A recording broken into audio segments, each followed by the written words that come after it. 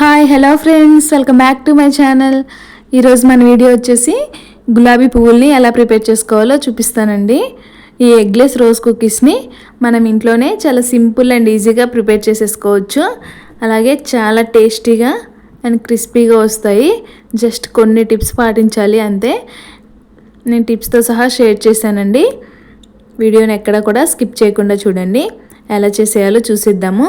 First ఇలా ఒక bowl తీసుకొని, నేను ఈ ఫ్లోర్స్ యాడ్ చేసిన క్లిప్ మిస్ అయిందండి. సో నేను దీనిలో వచ్చేసి 1 కప్ మైదా, అలాగే 1 కప్ బియ్యం పిండి, 1 కప్ షుగర్ యాడ్ చేశాను. 3 కూడా ఈక్వల్ క్వాంటిటీస్లో యాడ్ చేసుకోవాలండి. ఒకే కప్తో మెజర్ చేసుకొని 3 ఈక్వల్ క్వాంటిటీస్లో యాడ్ చేసుకోవాలి. నెక్స్ట్ ఇలా వాటర్ యాడ్ చేసుకొని ఈ విధంగా కొంచెం గట్టిగానే మిక్స్ చేసుకోవాలండి. ఫస్ట్ మనం ముందే లూజ్గా ప్రిపేర్ చేసుకోకూడదు. మనం షుగర్ వేసాం కాబట్టి షుగర్ మెల్ట్ అయ్యేసరికి మనకి కన్సిస్టెన్సీ అనేది ఇంకా లూజ్గా అవుతుంది. సో ఫస్ట్ ఇలా కొంచెం గట్టిగానే మిక్స్ చేసుకొని పక్కన పెట్టేయండి. ఇది వచ్చేసి నేను ఒక 2 అవర్స్ నానబెట్టేశానండి. చూస్తున్నారు కదా, 2 అవర్స్ తర్వాత మన కన్సిస్టెన్సీ అనేది ఇలా వచ్చింది. కాబట్టి మనం ముందుగానే ఎక్కువ వాటర్ యాడ్ చేయకూడదు. మనకు షుగర్ మెల్ట్ అయ్యేసరికి కన్సిస్టెన్సీ చేంజ్ అవుతుంది. నెక్స్ట్ ఇలా డీప్ ఫ్రైకి సరిపడా ఆయిల్ పెట్టుకొని, ఆయిల్తో పాటు మనకి గులాబీ పువ్వులు చేసుకునేది ఉంటుంది కదండి, అది కూడా మనం ఆయిల్లోనే వేడి చేసుకోవాలి. ఆయిల్తో పాటే గులాబీ గుత్తిని కూడా వేడి చేసుకోవాలండి. ఇది ఇంకా సరిగా వేడి అవ్వకపోతే మనకి రోజ్ కుకీస్ అనేవి అంత పర్ఫెక్ట్గా రావు. నెక్స్ట్ ఇలా పిండిలోకి ఒక 80% డిప్ చేసి ఫ్రై చేసుకోవాలండి.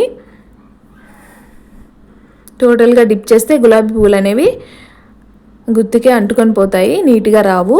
సో జస్ట్ ఇలా ఒక 80% డిప్ చేసుకొని ఆయిల్లో ఫ్రై చేసుకోవాలి. ఒక 30 సెకండ్స్ అలానే వదిలేయండి. దాని అంతటా అదే విడిపోతుంది. అలా విడిపోకపోతే కనుక ఒక చాక్తో కానీ ఫోర్క్తో కానీ జస్ట్ అలా సపరేట్ చేసుకుంటే ఈజీగా వచ్చేస్తుంది. ఒక సైడ్ మనం గులాబీ పువ్వుని ఫ్రై చేసుకుంటూనే ఇంకో సైడ్ గులాబీ గుత్తిని వేడి చేసుకోవాలండి. గులాబీ గుత్తి కనుక సరిగా వేడవ్వకపోతే మనకి రోజ్ కుకీస్ అనేవి అంత పర్ఫెక్ట్గా రావు.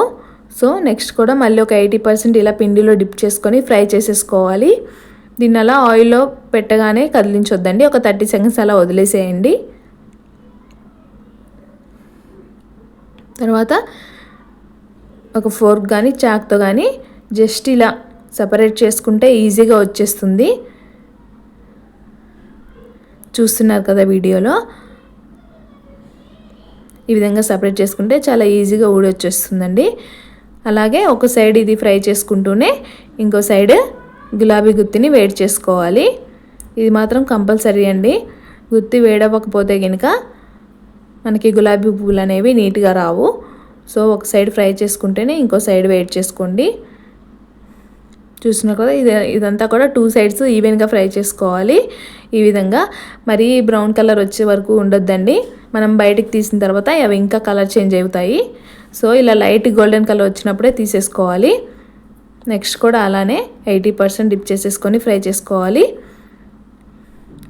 ఇక్కడ మెయిన్ టిప్స్ వచ్చేసి మనం పిండిలో స్టార్టింగ్లోనే ఎక్కువ వాటర్ వేసుకొని యాడ్ చేసుకోకూడదండి. స్టార్టింగ్ కొంచెం గట్టిగానే మిక్స్ చేసుకోవాలి. మనకి షుగర్ అంతా మెల్ట్ అయ్యేసరికి కన్సిస్టెన్సీ చేంజ్ అవుతుంది. ఆ తర్వాత కావాలనుకుంటే మనం కన్సిస్టెన్సీ చూసుకొని కొంచెం ఎక్స్ట్రా వాటర్ యాడ్ చేసుకోవచ్చు. నెక్స్ట్ వచ్చేసి మనం ఒక సైడ్ గులాబీ పువ్వుని ఫ్రై చేసుకుంటూనే ఇంకో సైడ్ గులాబీ గుత్తిని వేడి చేసుకోవాలండి. ఇది ఏమాత్రం మిస్ అయినా మనకి గులాబీ పువ్వులు పర్ఫెక్ట్గా రావు. చూస్తున్నారు కదా, ఇది వచ్చేసి 2 సైడ్స్ ఈవెన్గా ఫ్రై చేసుకోవాలండి.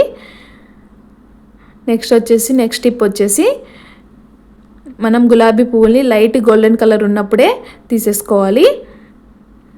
మీరు ఆయిల్లోనే ఎక్కువ ఉంచేస్తే కనుక బయటకు తీసాక కలర్ చేంజ్ అయిపోతాయి. ఈ 3 టిప్స్ పాటిస్తే చాలా సింపుల్గా మనం ఇంట్లోనే ప్రిపేర్ చేసేసుకోవచ్చు. చూస్తున్నారు కదా ఎంత బాగా వచ్చాయో, చాలా క్రిస్పీగా వచ్చాయండి. టేస్ట్ కూడా చాలా బాగుంటాయి. నేను మీకు చూపిస్తున్నాను చూడండి ఎంత క్రిస్పీగా వచ్చాయో. ఈ విధంగా కొన్ని చిన్న చిన్న టిప్స్ పాటిస్తూ మనం ఇంట్లోనే ప్రిపేర్ చేసేసుకోవచ్చు. మన వీడియో కనుక నచ్చినట్లయితే సబ్స్క్రైబ్ చేసుకోండి.